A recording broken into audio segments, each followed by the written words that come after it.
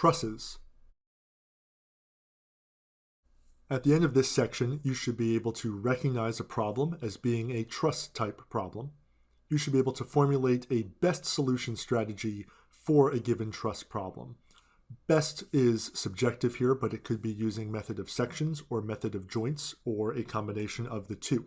You should recognize if you need to start with the external diagram or not in your solution process, and the strategy for what section and or pin pictures to make.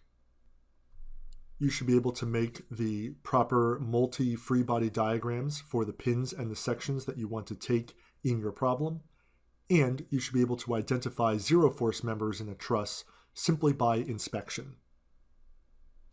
So first we would like to know, what is a truss type problem?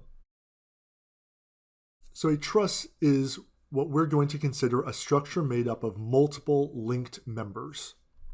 And each of these members is going to be holding some force that keeps the structure in static equilibrium. So a classic type of truss structure is going to be a bridge as pictured below. In the picture we can see that there's multiple of these straight members that are linked together that forms the entire structure. And specifically in trusses we're going to be looking at, we are going to consider the connection points of all of these individual members to be pins. So pin connections only, and we're going to limit our analysis to the loading on our structure being placed only at pins and never at the midspan of one of our members. This is going to guarantee that every member in a truss is a two-force member. We'll talk more about two-force members in the next section on frames and machines, but briefly, a two-force member is one where its force is acting along the longitude of that member. And we've seen two-force members before when we considered different bars and links where the force in that member was directed along it, kind of like a cable or a rope, but it's a structure that can hold compression or tension.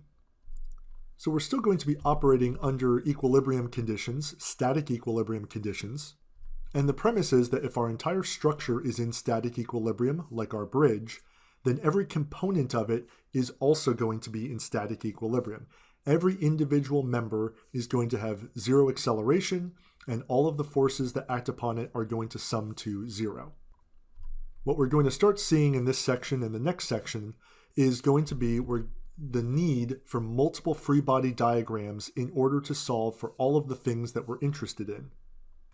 We're often going to be interested in external supports and their reactions, so external pins or rollers or rockers or whatever is holding our structure together to the ground, but then also these internal connections where these members are pinned together.